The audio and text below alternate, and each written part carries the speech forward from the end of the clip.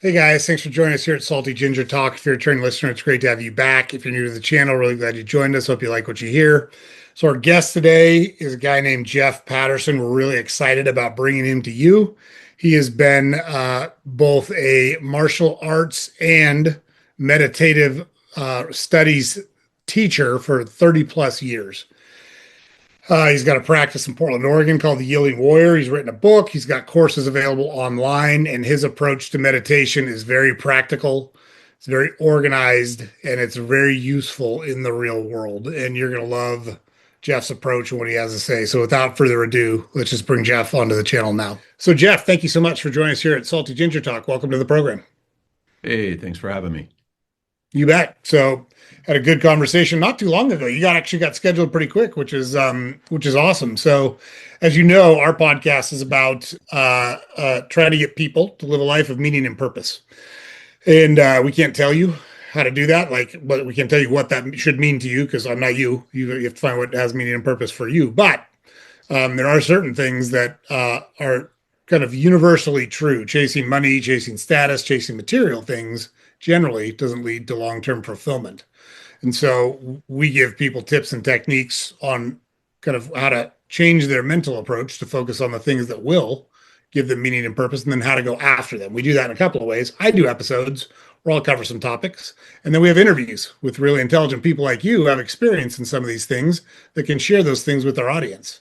And what we found works best is if you can, to start off with, kind of tell us a little bit about yourself. How did you get from where you started to where you're at? And then I want to spend a lot of time on your meditation process because it's very, I think, organized is the best way to say it. I want to say structured because I don't know that structured is the right word, but it's very organized and very practical. And so I'm very excited to have you kind of tell us all about it and walk us through that. So the floor is yours, my friend. Tell us about yourself.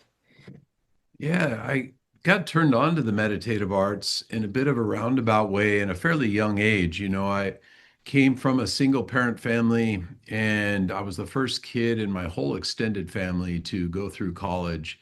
And, all of my family relatives thought I was going to go get a big, important job and do something in industry or, in finance or something. And, um, I had this old meditation teacher back as when I was in college tell me that you wanted to it's good to create a life and not to make a living. And that always kind of resonated with me.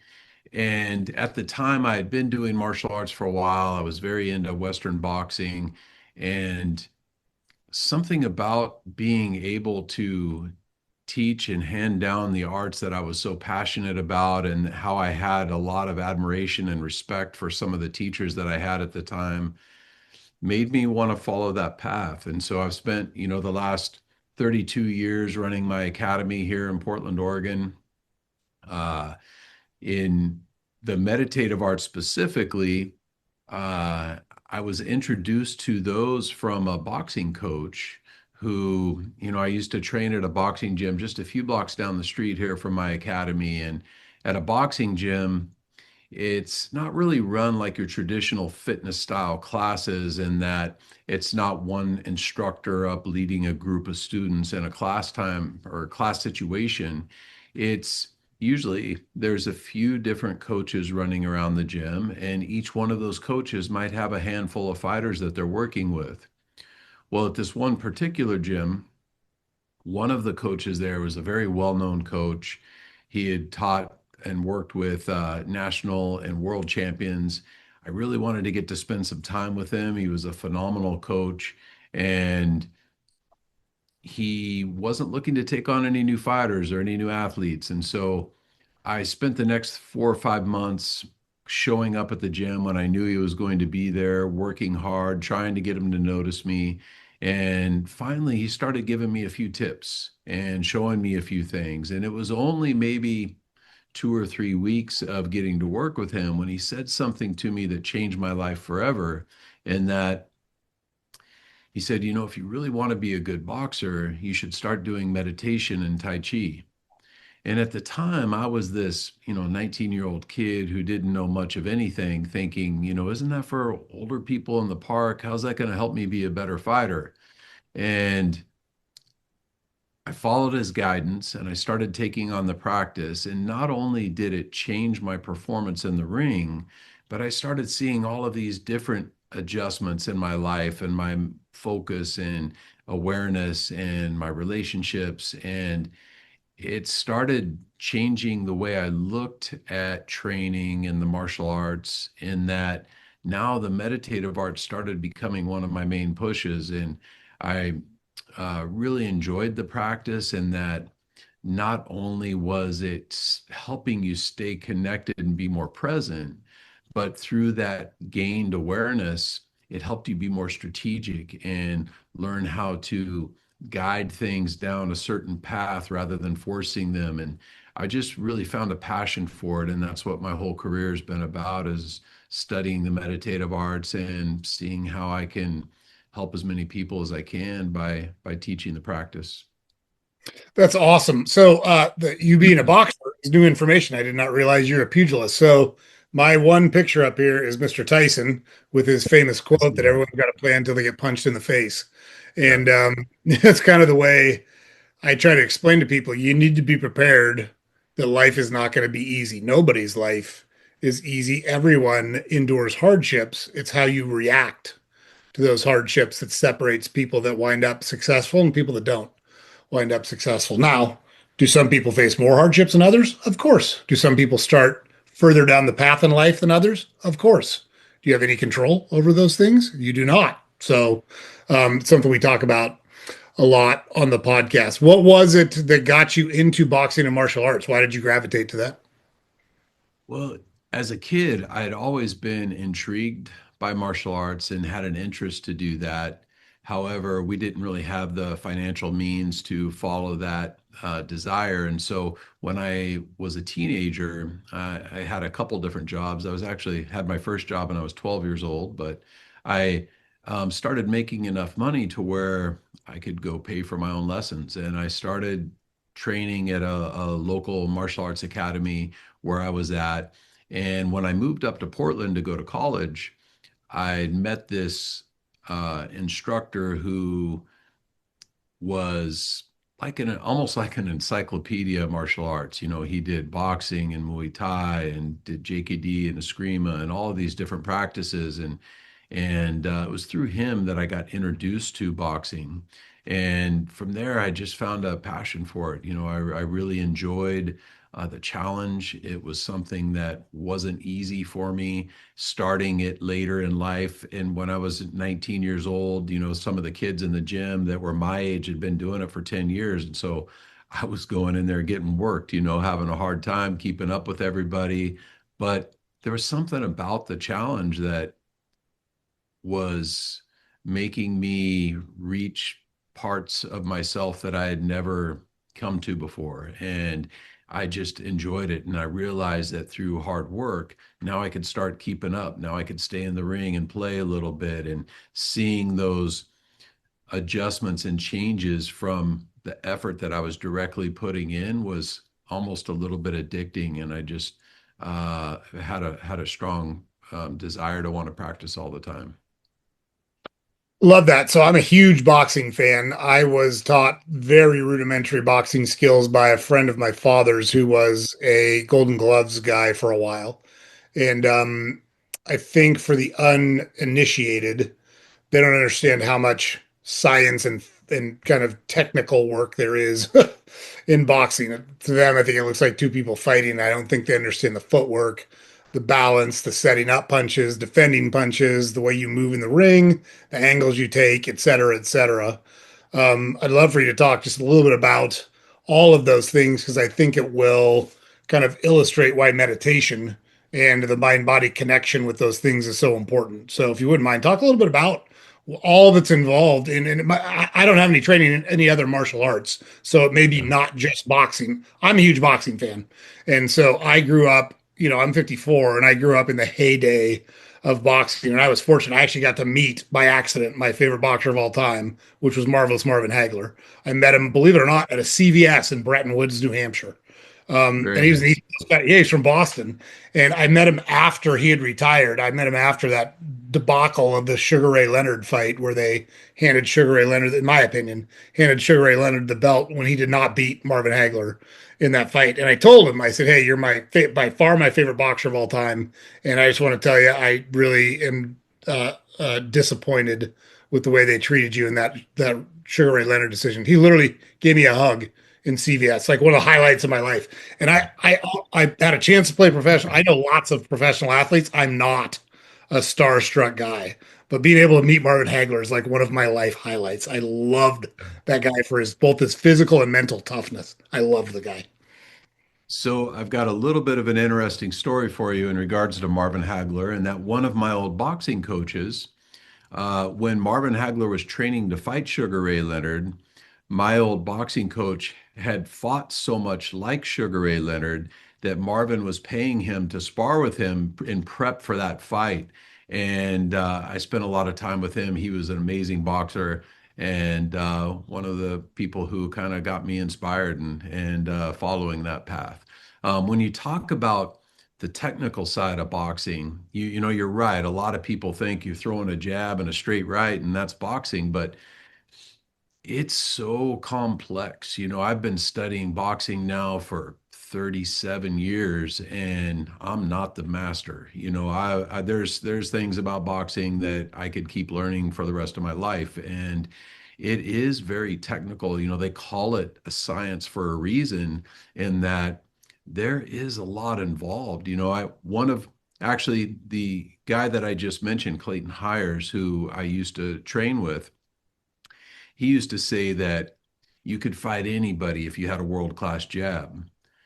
Well, that's one punch, right? But when he says world-class jab, most people can't comprehend what it means to have a world-class jab. You know, if you look at an amateur boxer 3 months prior to the fight, they're going to throw approximately 100,000 jabs in preparation for that fight. And that's one punch. That's not talking about footwork, timing drills, all the other strikes, your defensive techniques. Not too many people can say they've done 100,000 things of anything, let alone something like that. And remember, that's just in 3 months prior to the fight. That's not in their whole career of training.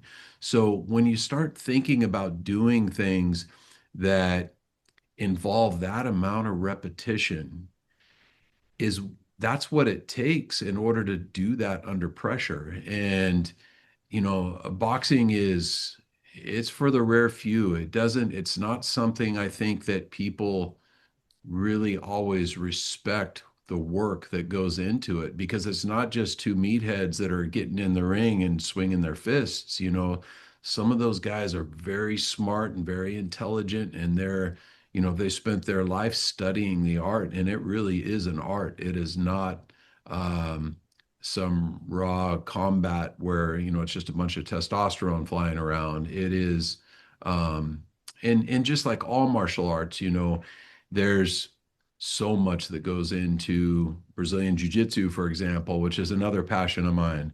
You know, I've been studying Brazilian Jiu-Jitsu now for almost 30 years, and it's it's amazing. It's like I'm learning new things all the time. And in fact, I've got a one of my Brazilian Jiu-Jitsu teachers is coming to my academy here in Portland next month, and every time I meet him, he shows me something that it's like, wow, why didn't I think of that? That's such, you know, it's such a cool approach or angle and idea. And, you know, the martial arts is very deep and very complex. And that's why people study it for, you know, their entire life's journey sometimes.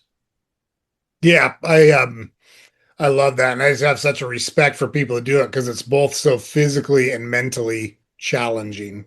Which look, I'm a big fan of those things. I think it makes you a better person. And I love that you built your business around meditation through sport because I learned a lot of the techniques I use to be a better person, whether that be a better husband, better father, better business person through athletics, you know, things like sacrifice and commitment and teamwork and all of the things you don't know you're learning those things. They're just you're competing and you want to win.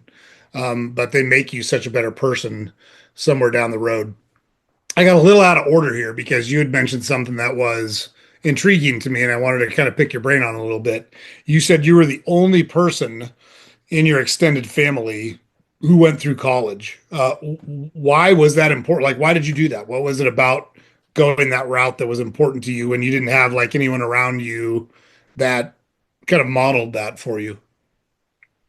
My grandpa was a big influence in my life, and he always made me believe that I could do anything I wanted, and I'll always be grateful for that. And he always pushed me to go to college. He's like, you have to go to college. That's just the way, and he never went to college, but he wanted that for me. And he just kind of programmed me thinking that way from a young age. And so I just kind of knew that I was going to do that. I didn't really, um, and at the time as well, when I was 17, I graduated young. When I was 17, when I graduated high school, I wasn't ready for college. I knew I was from a small town and kind of getting in a little trouble, rebelling a little bit. And I knew I needed to get out of there. And if I stayed there, it wasn't going to be good for me. And so I joined the Marine Corps. And that was good to teach me discipline and kind of get me more focused and make me grow up a little bit. And through that, when I got out of the Marine Corps, that's when I went to school and finished that up. Nice. Yeah. How long were you in the Marine Corps? 4 years. Got it. So your initial commitment, then went to school, and then went out, and that's what led you down the path to your business. So you had talked about the coach that was a big influence on you, and you kind of kept putting forcing him to work with you because he wasn't taking on new students. I love the approach. Something I talk to our audience a lot about is that successful people take action. And so you kept taking action to put yourself in a situation where you could wind up under this guy's tutelage instead of just saying, "Oh, he's not taking new students. I guess I'll go home and eat some Cheetos and watch some movies." Right. And so, something I kind of point out to our audience is all of the people we have in our podcast show that pattern that when they take action, good things happen in their life. And so it's great to read, it's great to train. You've talked multiple times already about studying and learning and continuing to get educated on things. But that's done through action. It's not done through just watching videos, just reading books, just taking courses. All those things are good. I'm not against any of those things. But if you don't take those and apply them in your real life, you're probably not going to get very far. And so I think that's worth pointing out to the audience. So you wind up with this guy, and he says meditation and Tai Chi are keys if you want to be a better athlete and better at boxing. What are or so briefly cover Tai Chi, and I guess you can cover it as much as you want. Explain both Tai Chi and meditation at their basic form to our audience. Well, the meditative arts is a very deep path to follow. I look at it as an evolving life practice. And Tai Chi is one example of a movement meditation practice. Originally, it was generated as a martial art. However, a lot of people practice it for the health therapeutic benefits, the mobility benefits, the foundation, the timing, the overall body awareness. There's practices like Qigong, which is a movement meditative practice, as well as the study of breath work and energetic circulation in the body. There's sitting meditative practices, standing meditation, walking practices. There's philosophical study that helps program the mind and make you more strategic. And then there's kind of the spiritual side of the practice. And so you could see down any one of these pillars you were to study and follow, you could spend your entire life's journey down any one of those paths. And, for me and for my students, when they come in, I like them to understand those five paths, the performance path, which is why so many athletes these days across the board in football, basketball, you name it, they're doing the meditative arts because they see the value. And in fact, Phil Jackson, when he was coaching the Chicago Bulls and the LA Lakers, was having his athletes practice the meditative arts. He understood the value in that and improving their focus and their timing and their mind body awareness, their ability to deal with pressure and understand how to always come back to center rather than being too far off down one of those unbalancing paths. And so um, more people are being open to that idea. There's the therapeutic side that helps people be more mobile. It helps with flexibility. It helps with your overall body health and awareness. There's the medical side of the practice, which all of Chinese medicine is based off of Qigong theory, which has been around for 4,000 years. And this is something that, you could study forever. There's the philosophical side, which has always been something that's been a passion of mine because I like how it expands your mind and it helps you be more strategic and see things from multiple different angles. And then lastly, the spiritual side, which a lot of meditation practitioners will spend their entire life's journey working on as well. And when you start to understand these different paths, we can incorporate different practices that will help us down any one of those directions. And how did you get started? Obviously, your coach recommended it, and then you had to take some action to kind of start your process down these paths.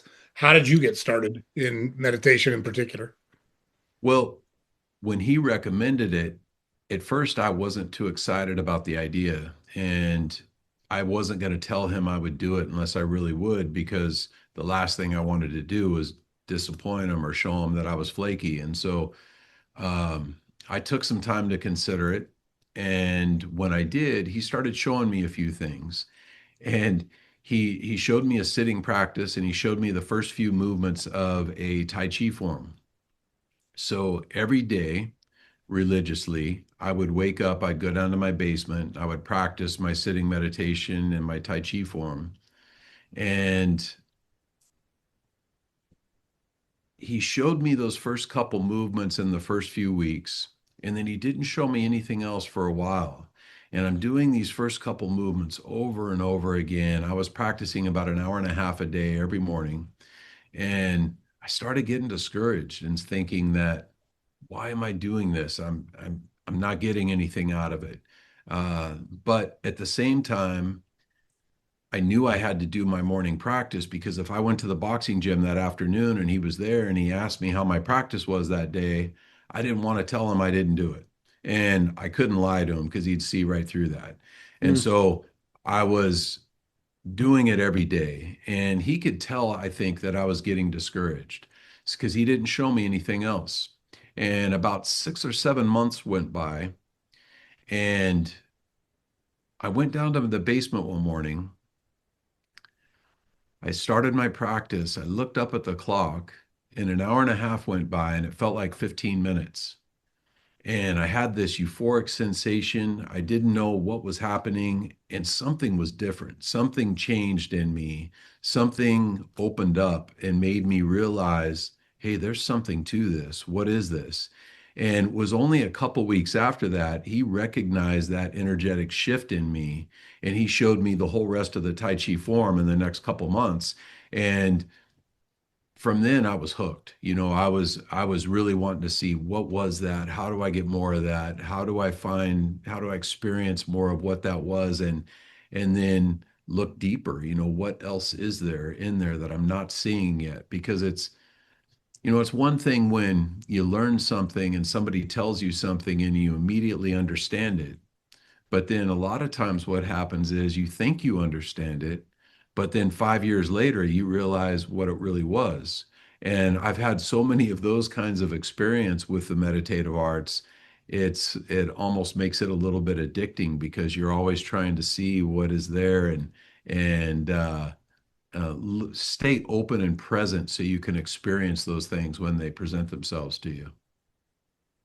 Yeah, kind of like what's the next discovery? What's the next level? When's my next kind of improvement that's obvious to me coming? There's something very rewarding about things that allow you to kind of continue to progress down the road. At least that's been my experience. So you went through these initial uh, So just Tai Chi, if I understand it correctly, it's kind of a practice of a series of deliberate poses and moving from deliberate pose to deliberate pose in a methodical way that delivers both mental and physical benefit. Is that the essence of Tai Chi, or do I have it wrong?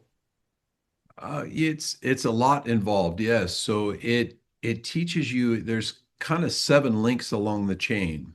So we have our foundation, our alignment and structure, our relaxation and tension in the body, our breath and our ability to control the breath to lead our energy in the body, the mental awareness that's gained through the movement and the connection with that, the energetic control and how we lead the energy from one place to another, and then our spiritual awareness and how we integrate that into our movement and into our presence.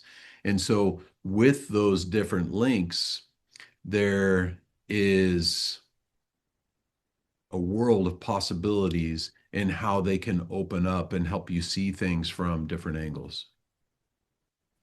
Got it. I appreciate you kind of clarifying that. I've seen Tai Chi a lot, but I don't know much about it. So that's super helpful. So as you kind of learned the meditation process, I guess I'm trying to think of the right way to say it. As you learn more about meditation, that's I think that's a better way to say it because I don't know that there's a singular process. Maybe there is, and you can educate us on that. Um, when did you realize, hey, this is something that I want to do for the rest of my life and kind of make this what I do for a living? Well, I knew coming out of college that I made a conscious choice back then that I wanted to be a martial arts and meditation teacher. And in fact, I remember, I got 2 degrees in college in less than 4 years, one in finance and one in management. And when I started school, I was thinking I'd go do something in the financial markets. I always had a good mind for math. So I was good with numbers. And I thought that that would be something where I could be successful, and I'd come from, my roots with my mom and my sister. We lived in HUD housing and we had food stamps and we got government cheese, and all those things. And, I never had really anything growing up. So one of my main motivations was, how can I not have to worry about money and support my kids and give them the opportunities that I never had? And I knew that following finance would be the answer for that. I knew that would give me that resource. Well, I remember after training with one of my meditation teachers back then when he said, you want to create the life you want. I thought about it and I thought, do I really want to be stuck at a desk and behind a computer for the rest of my life? Or do I want to do something that I'm passionate about and I really get inspired about? And I remember telling myself, and granted, this was back in 1995, so there's a little different dollar conversion here, but I remember telling myself that if I could just make 30,000 a year teaching martial arts, I'd be so much more happy than having $100,000 a year sitting behind a desk.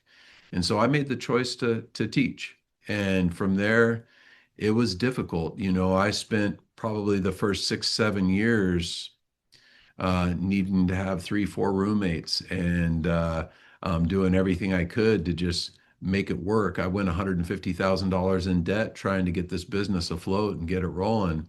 And then I met a business coach who showed me how to create a successful business. And that's when things started turning around. And, I never would have guessed it would have turned into what it has back then. And I'm so grateful that I stuck with that path and I didn't give up.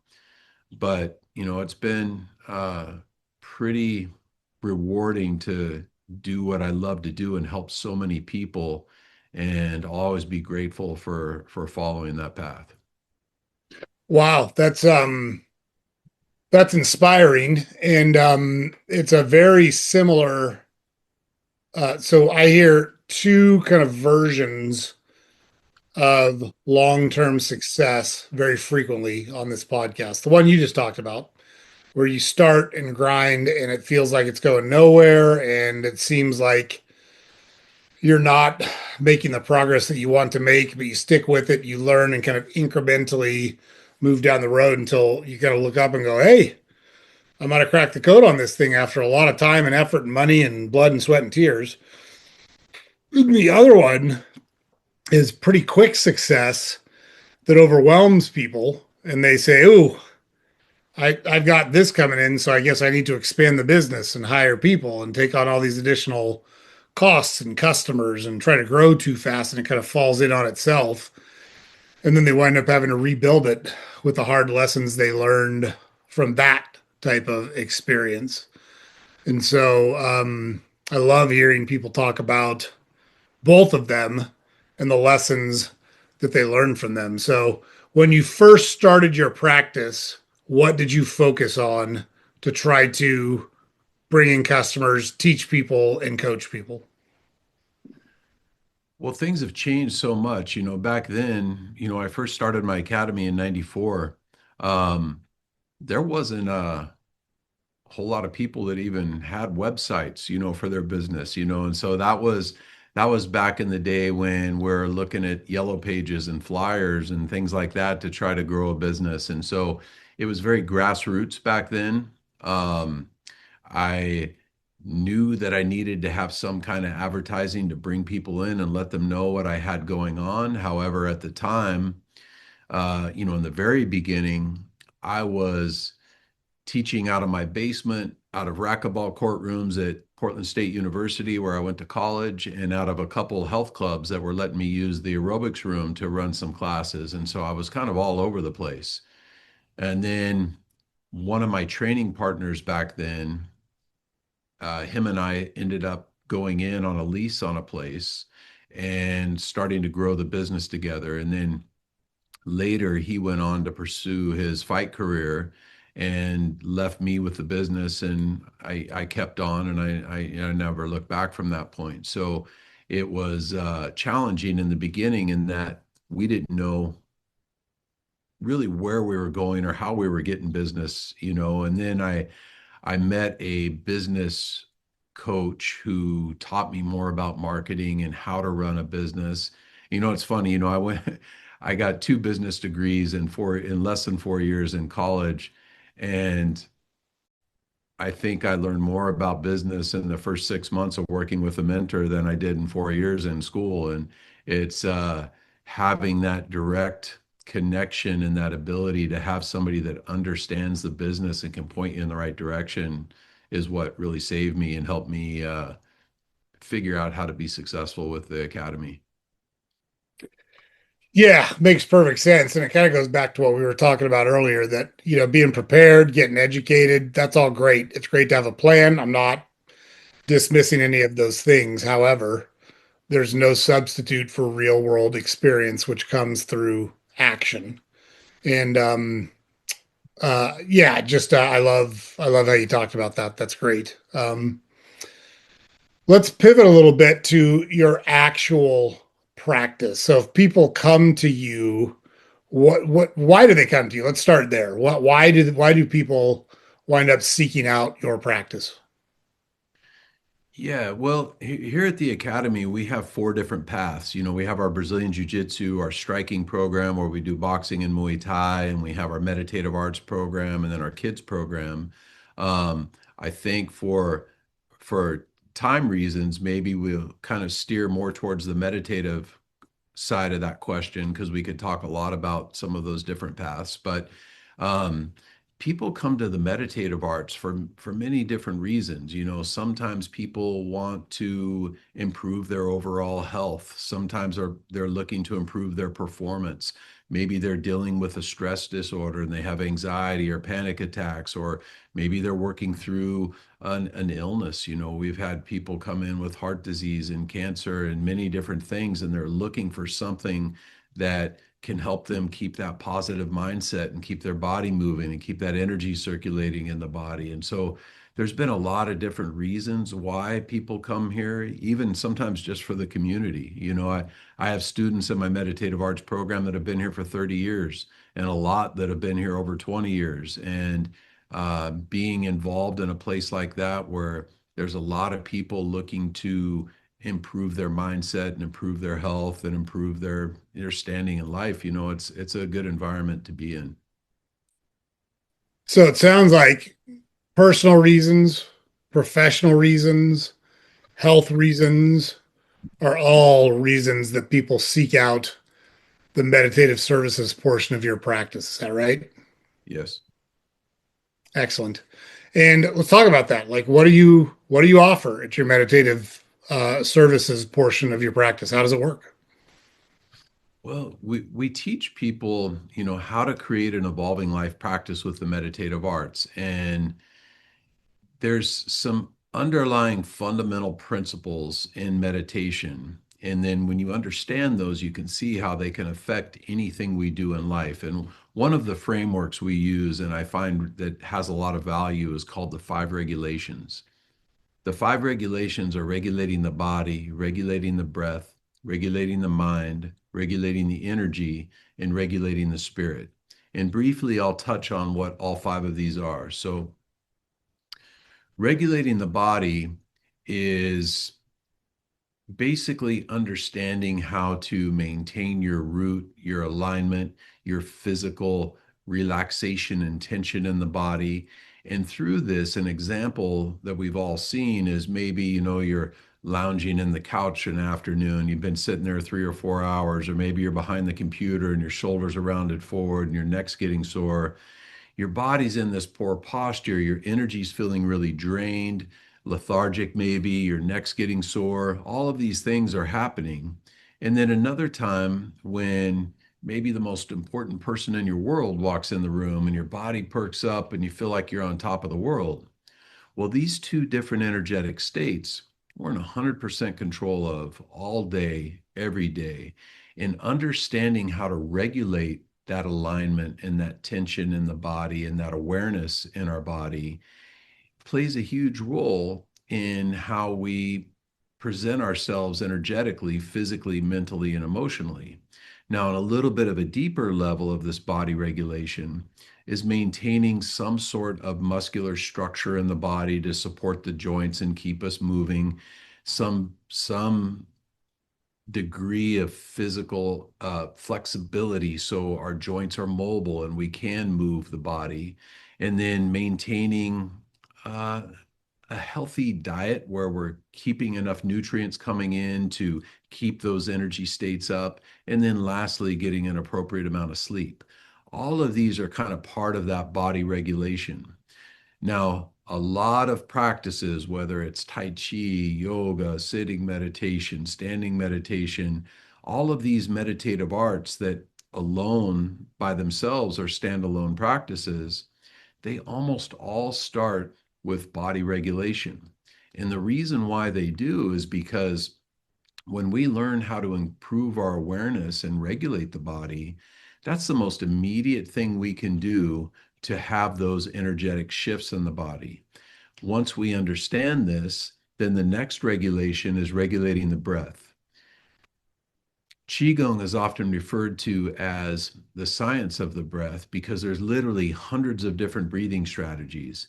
And because of this, we'll broadly categorize them into yin methods and yang methods. Yin methods are often more holistic style of meditations. They're deeper, energetic expressions that draw the energy inward. And an example of this that we all do every day is if you ever listen to somebody sleep, you'll notice that their natural breathing pattern is a longer inhale and a shorter exhale.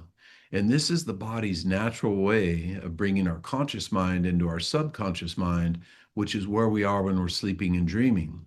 And so, if you want to emulate that style of energetic expression in your meditative practice, we can lengthen the inhales, shorten the exhales, maybe even put a soft retention at the end of the inhale. And this will help draw that energy inward, which is good for stress reduction, dealing with anxiety, with panic attacks. It's good for boosting your creativity. There's many different reasons why we would follow this yin path. Then we have the yang side of the breath, which is more aggressive. It's kind of like if you ever had to push your car or you pick up something heavy, your natural instinct is to put tension in the breath, make it audible, exhale, make some to generate that heat and that power and that expansion.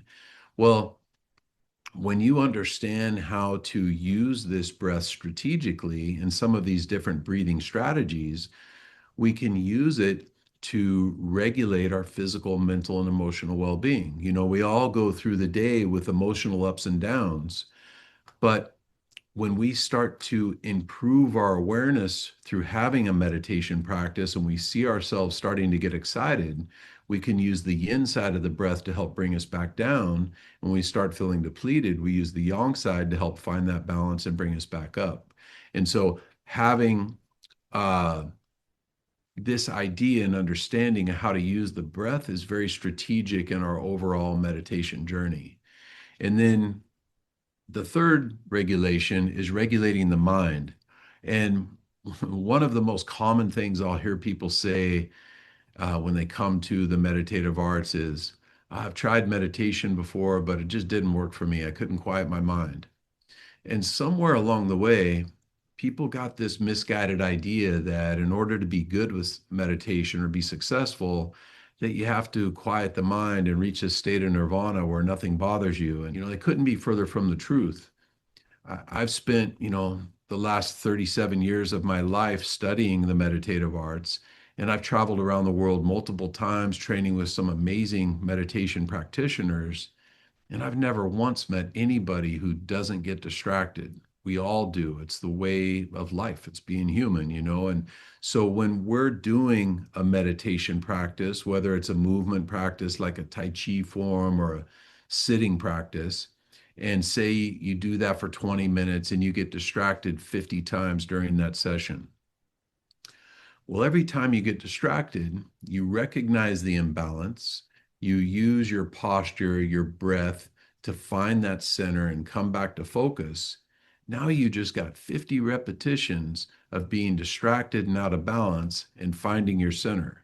And if you do that every day, every month, every year, you start to develop this power and this ability to find that focus amongst any chaos that gets thrown your way. And this is one of the ways how meditation can help the mind be so powerful. There's this story that I really enjoy about these two old monks who are walking down this dirt road after a huge rainstorm. They come up to this big mud puddle, and on the other side of the puddle is this beautiful little girl who's standing there in a white dress, and she's crying. And the older monk, he hollers across the puddle and he says, "Is everything okay? Can we help you?" She says, "I need to be somewhere, but if I walk across this puddle, I'm going to get my dress all dirty." So the older monk, he rolls up his pant legs, he walks across the puddle, picks her up, puts her on his back, takes her to the other side, sets her down, and she's off on her way. Well, him and the younger monk are walking a few miles further down the road, and finally the younger monk is just furious, and he says, "You know we're not supposed to touch girls, but you did back there at the puddle." And the older monk looks down and says, "You're still carrying that girl around? I left her back there at the puddle." And how many times in life do we need to get 3 miles down the muddy road before we realize we got to let that thing go? And so, this mental regulation or the mind regulation is always something that we got to develop as a skill and a power. So, we have the ability to, one, recognize it, and two, the tools and practices to let it go so it doesn't take us too far down the path. And then the fourth regulation is regulating the energy. And this is a very deep topic and something that we could literally talk for hours about. But the basic idea of energy regulation is once we've reached a competent level in regulating the body, the breath, and the mind, we now have the tools to circulate the energy in the body, to lead it inward, to extend it outward, to get different expressions in our practice to accomplish different outcomes, whatever that may be, or whatever reason is drawing us to that specific practice. And then lastly, we have regulating the spirit, which is a very profound idea and something that meditation practitioners will spend their entire life's journey working towards. But as you can see, when you start cultivating these five foundational concepts, it can influence and help you in any area of your life.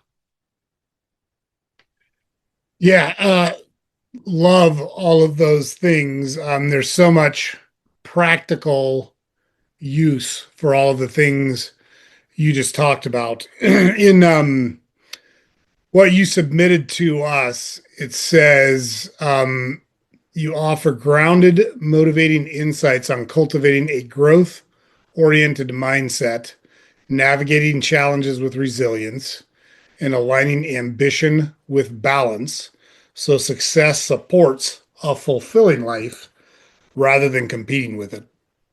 I'd love to take that, what you just talked about, a step further and say, what are some of the real world benefits or real world applications of the practice that you just talked about that you can help your students recognize? One thing that we're all guilty of, and something that is just kind of the way of society and how we're being trained right now, is that we've all got our cell phones attached to our hip, and we're scrolling or we're looking, we're always connected, we're wondering what the next thing is, we're looking at all the advertisements, we've got all of these expectations on how we should behave and what we should say and who we should or shouldn't offend, and all of these things that are we're being bombarded with, right? And a lot of times I think people get so caught up in all of these things that it's like they're wearing a mask.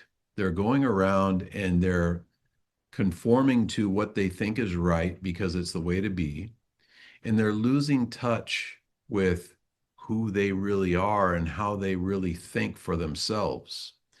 And the meditation practice and having a lifestyle around meditation is one of those things that helps us take those masks off and stay connected to our true source of who we are. Because I think all too often, people get so caught up in that way of living that, they go in the morning to look at themselves in the mirror and they're still wearing those masks. And I feel that if you can just spend a little bit of time every day and just come back to your true source of who you are and keep that as your rooting foundation in life, it's so much more rewarding, and you're more authentic and more real in everything you do, having a practice that helps you do that. Yeah, that I love that. Makes perfect sense. Can you talk, obviously without naming names or anything, about some of the success stories that you've had through your practice that you can share with our audience? Oh, sure. Yeah. So You can name it's names too. I'm just not trying to put pressure on you. That's all. Do yeah. do what you feel comfortable with. Yeah, and that's one of the things that's been so rewarding for me, is that through the years, I've heard hundreds of stories of students on how they, appreciate the practice and how it's changed their life.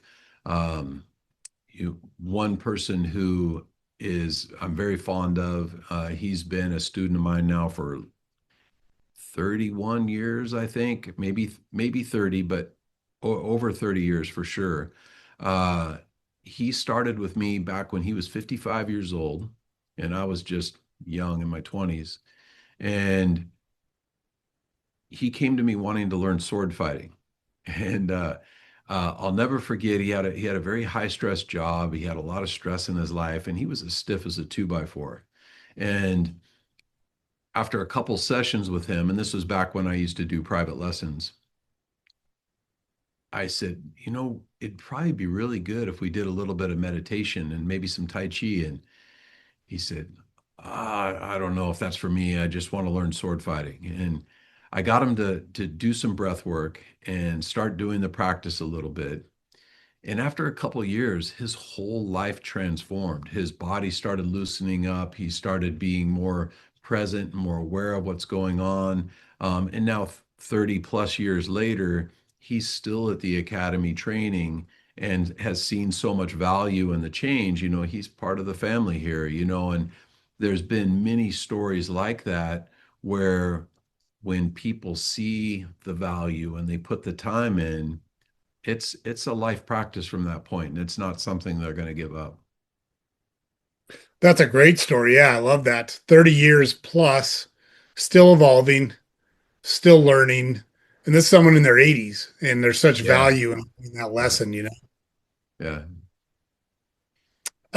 How do people work with your practice? Is it all in person? You just said you used to do private lessons, which implies you don't anymore, but like, how do people work with you? A few ways. So we have the academy here, so there's a lot of class times available. I've my the academy pretty much runs itself right now. I've got 3 full-time people and about 14 part-time people.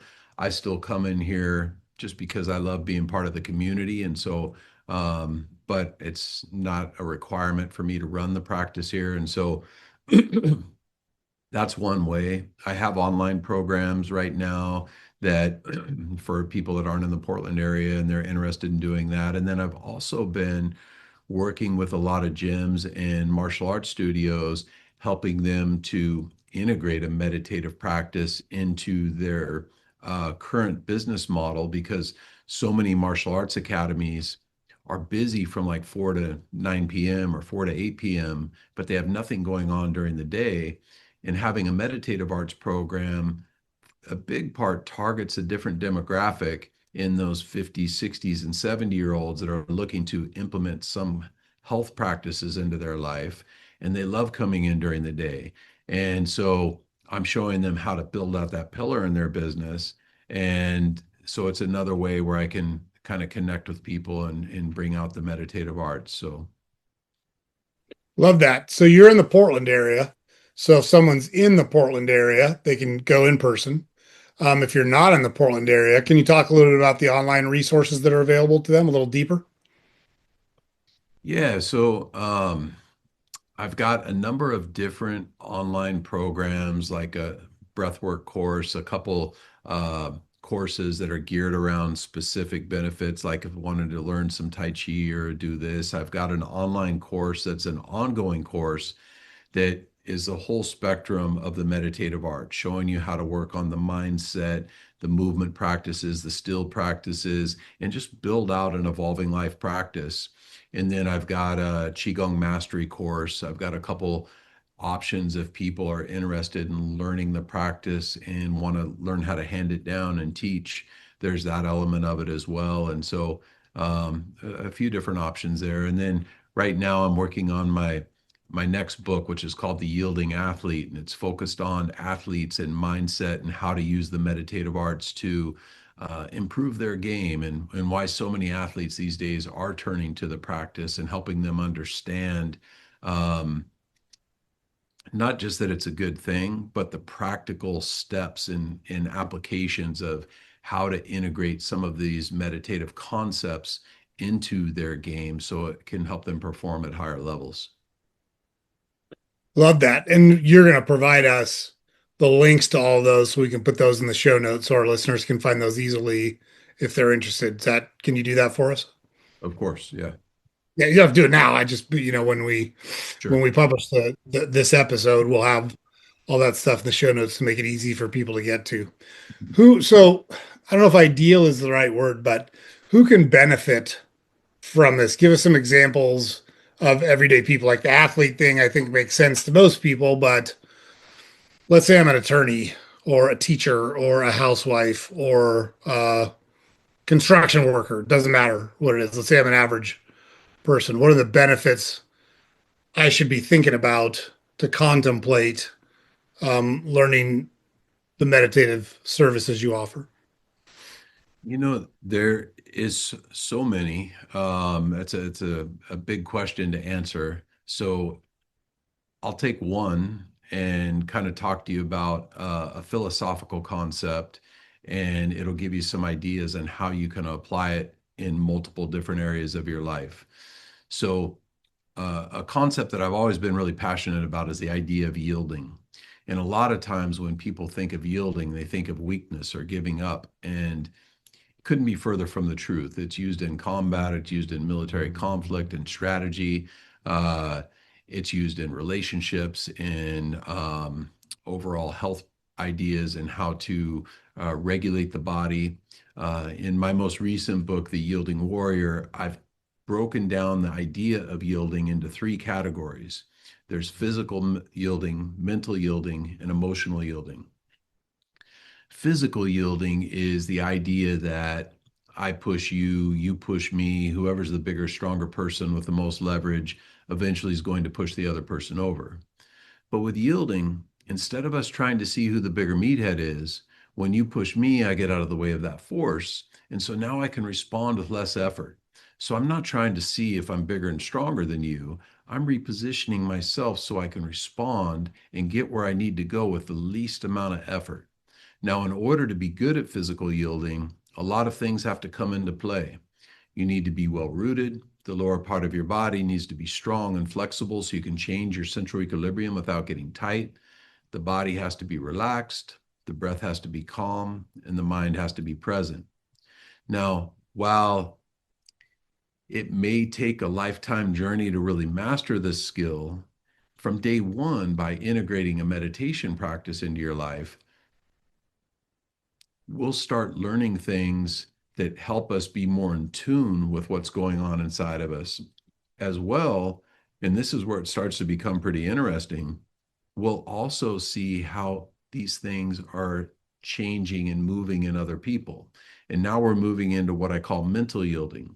So, say, for example, you and I are having a conversation, and I say something that unsettles you, and I pick up on it right from that first sign of imbalance. It's a lot easier at that point to adjust the conversation and keep us on a harmonious path than if I'm not paying attention to that. And pretty soon I'm so far off track, you want to slap me upside the head. And so learning how to use yielding in all of our interactions is extremely powerful. One, we're being more considerate, which is something that we could all do more of.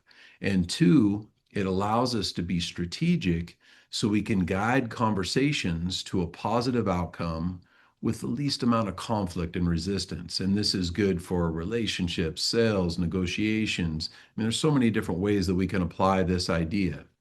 And then the third pillar of yielding is emotional yielding. And emotional yielding is very much like mental yielding, but with our own interpersonal conflicts. So you think about oftentimes something will happen to us, then we'll respond, and we'll go down this path. And we might get an hour, a day, a week down the road and realize maybe that wasn't the best choice. But with yielding and our heightened awareness, it's easier to stay centered, stay back, not let our emotions get involved, and oftentimes make a more educated choice that saves us a lot of heartache on the other side. And I've been explaining this idea of yielding now for many years. And one of the most common things I'll hear people say is, yielding makes a lot of sense. And in fact, I do yielding all the time. Well, I would agree in that I think everybody does some degree of yielding all the time. However, it's kind of like if you or I were to walk into a crime scene with a detective who's been on the job for 30 years, I guarantee you that person would see things about the series of events and the timeline that I know at least I would have no clue of. And the meditative arts helps us see things inside of ourselves and inside of other people that I truly believe most people will go through life and never have any clue of unless they have a practice like this in their life. Yeah, I think those are great examples. And so if you take those and apply them across life, maybe most people don't wind up in a physical situation like the one we're talking about, and that's fine. But certainly in a conversational or an emotional, those applications are kind of limitless in the world. And if you want to be a more effective communicator, if you want to establish stronger and better relationships, if you want to learn to effectively kind of bond with people. Like the applications are kind of limitless, it feels like. For sure. Yeah. And it really is, you know, and again, we just touched on one idea, right? You know, there's so many things like this in the meditative arts, which is why it's such a deep practice. You know, I am not doing this practice as a hobby that I do once in a while. I study every day. It's part of my lifestyle and who I am. I've been teaching for running my academy for 32 years.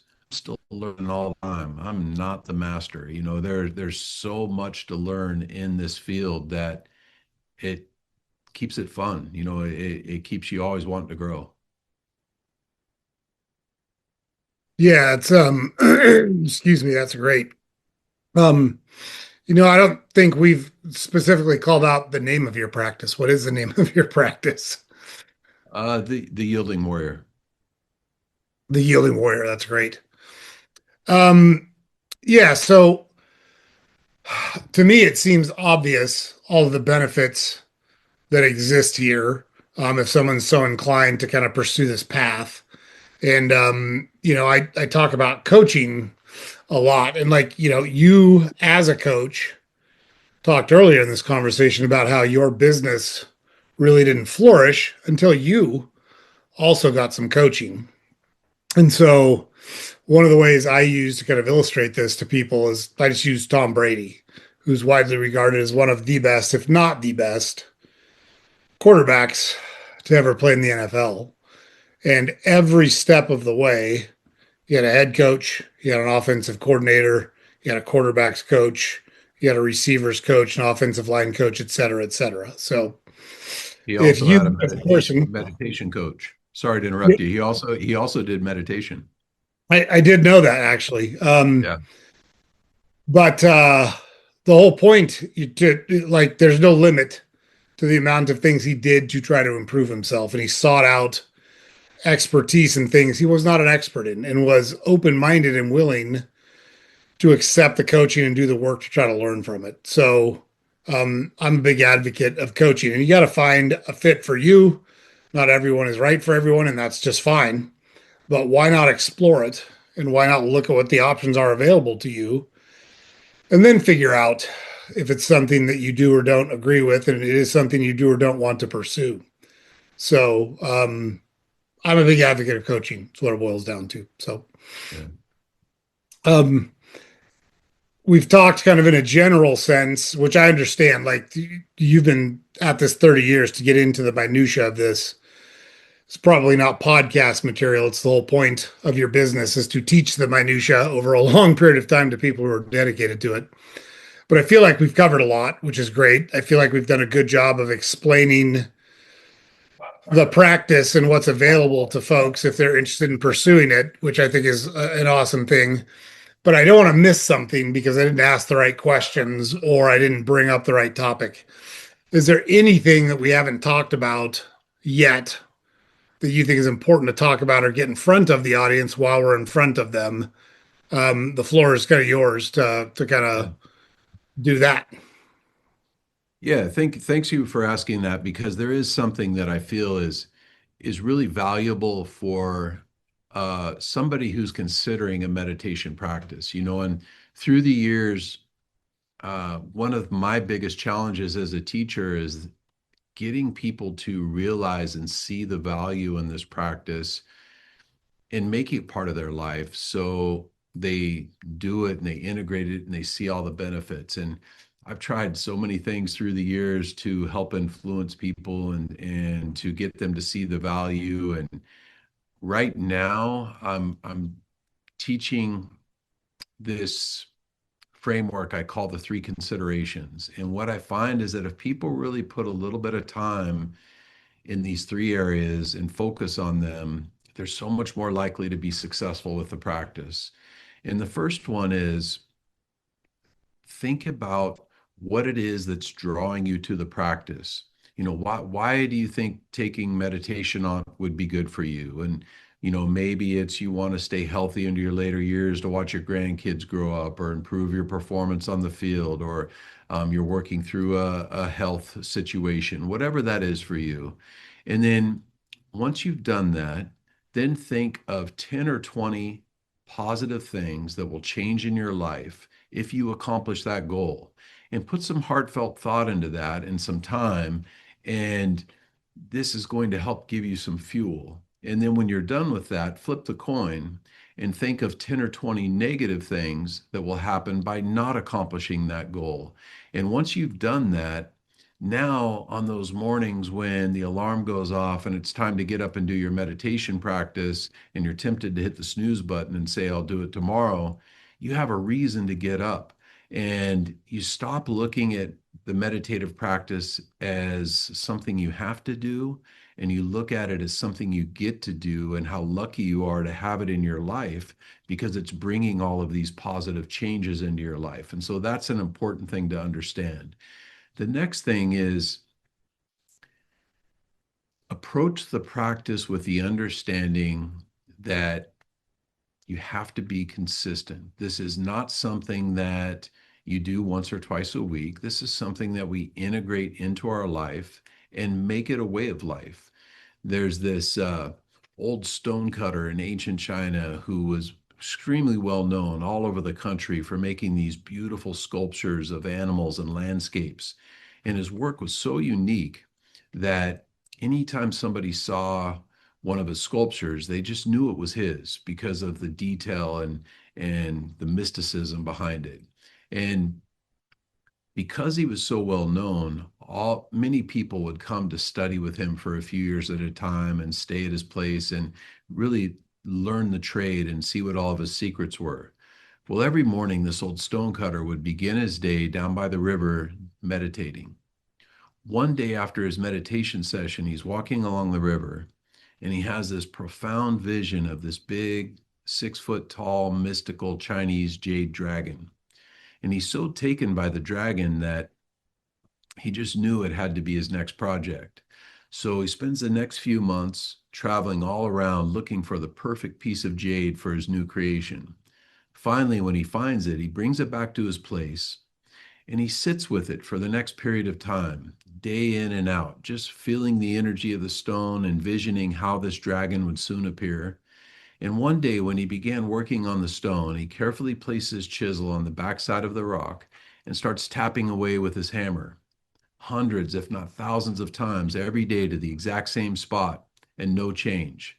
A few days went by and the same. A few more days went by, still nothing. And some of his apprentices started second guessing him, thinking, why is he doing this? Why doesn't he try something else? A few more days went by, and finally he tapped the stone, and this big 3 foot section of the stone separated and created the smooth, slightly curved line that was soon to be part of the dragon's back. One of his apprentices who was watching asked, how did you know that that strike was going to break the stone? And the stonecutter replied, it wasn't that strike that broke the stone. It was the thousands of strikes before it that broke the stone. And with a bit of a discouraged tone, the apprentice said, but I've been watching you and there was no change, not even a crack. Why keep doing the same thing over and over again? And the stonecutter got down on one knee and he felt the smooth line that he just created. And he said, each strike was not wasted. The stone was changing beneath the surface. And not only was the stone being transformed, so was the one who wields the hammer.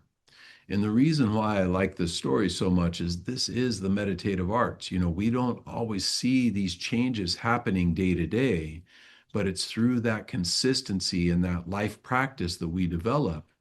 It feeds us fruit for the rest of our lives. And so approaching the practice knowing that this is something that we need to be consistent with and we want to integrate into our life is extremely helpful and valuable for being successful with the practice. And then the third and final pillar of this is you need to find a guide. You need to have somebody in your corner to help point you down the path. I mentioned earlier, I've been studying for 37 years and I'm still learning all the time.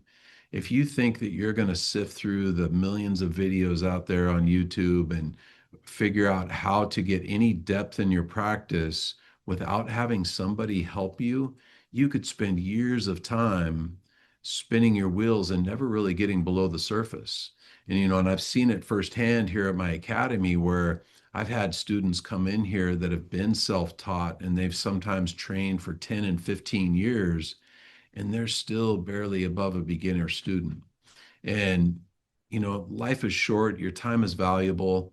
Have somebody there to help you understand the consistency and find out why you want to do it and really put some meaning behind it. And if you do those three things, you're so much more likely to be successful with the practice. Man, that's a it's a great way to think about it all the way around. And I love the stonecutter story. I've heard versions of that in the past, and it's so easy for us to forget when we get in our day-to-day lives and we take an action and we don't see an immediate result, but we think nothing has happened, and that's just not true. But the patience that goes into kind of achieving those things is hard. And that's where the mental side and the mindset side of things comes into play. So, yeah, Jeff, thank you so much for spending time with us tonight and kind of walking us through all this. Just to recap, the Yielding Warrior, I know you've got the practice. We've got the online courses, which are on, I think, the website for the practice as well. And then you've written a book as well. So there's lots of different ways for people to kind of learn about this further and then figure out if they want to connect with you and kind of start learning this at a deeper level. So yeah, thank you, Jeff, so much for coming on. Really appreciate it. Really enjoyed our conversation and really appreciate you educating our audience on all the things that you talked about tonight. Yeah, it's been a pleasure. Thank you for having me. Yeah. All right. Until next time, my friend. Hey, Jeff, that was great. Thank you so much for coming on. That was awesome. Yeah, great. I'm glad it worked out okay. Yeah, I love it. I saw on your website the programs. I'm gonna take a look at those deeper because I'm with you. Like it's funny when I was my joke was it's kind of a joke, it's really not. When I was 20, I was so smart I knew everything. And you didn't have to ask me, I would just tell you that's how smart I was. And I've gotten a lot dumber over the years because it turns out I don't know very much, and there's lots of people that know a lot more than me, and a lot of them are willing to give you all sorts of help and free learning if you're willing to ask them a couple of questions and then shut up and listen really closely. And that's kind of what I do on the podcast. It's such a benefit for me on the podcast as well. So yeah, like this is I'm excited about it personally. I'm excited to Right. publish the episode so our listeners can have access to it as well. When we do that, we'll just shoot you a note to get a headshot from you and then links to, like, I know you've got the website, link to your book and all those things because we want to make it real easy for people to just go down in the show notes and click that link and be able to connect with you if they're interested. Yeah, if you just send me over an email, I'm happy to send you all that stuff and also let me know when it's going to publish and I'm happy to help you promote it as well. Yeah, for sure. It'll be the next couple of weeks. We're not that far out right now on Okay. content. We got to a point last year where we were like months out. We'd record an episode and it didn't get published for 2, 3 months. But we're trying to keep it a little tighter now, which works out, I think, better. So it'll be the next couple of weeks. You get that email from us, and then we'll get you the postcard we use to promote, so you can do that. And then we'll also send you like the whole episode as well. I know some people are real protective of IP, but we're not. We're the opposite. We want as many people to see it as possible, so you can do anything and everything you want with it. Cut it, Awesome. post it, spread it around. That's exactly what we're looking for. Right. Yeah. Great. That's great. Yeah. And having the salty ginger there in the background, they'll know where it's coming from too. Yeah, my wife did a good job of putting that together. I'm the substance guy. She's all about the style and the Nice. branding. She does a great job of that. Yeah, I really like the background. It looks very professional. Yeah, appreciate it. She put her, I have nothing to do with it. Literally nothing. I sit in front of it and look pretty. Yeah. Nice. Well, thanks again for the time, Jeff. Yeah. Really appreciate it. You have a good day, sir. All right, you too. All right. Bye bye. Bye. Okay, guys, there you go. So Jeff is as advertised. Really love his approach. Interesting to hear him talk about his path going through college and like this is all he's ever done is teach martial arts and meditation. And like you heard him say, he's still learning. on all of this stuff. He does it for a living. He's been doing it for 30 years. So those of us that like to think we can master something quickly, we're kind of kidding ourselves, especially when it comes to stuff like this. So, the Yielding Warrior, we'll have the links down in the show notes, links to the studio if you're in Portland, Oregon, links to the online materials if you're anywhere else, links to the book if you want to check that out as well. So I really appreciate Jeff coming on and really enjoyed our time with him. So James puts it up over here every day. Head over to our website, saltygingertalk.com. All of our podcast episodes are available there. Links to all social media accounts are available there. We publish a newsletter every weekday. You can subscribe to there. Make sure you like, share, comment, subscribe to our podcast, whatever platform you consume it on. It's super helpful for us if you're able to do that. We're going to keep having awesome guests like Jeff on. They're going to give you real world things you can use to improve your life, make them better. We do our live streams every Thursday. Lots of resources for you available. All great stuff. You don't want to miss any of it. So make sure you catch our next episode. We'll see you there.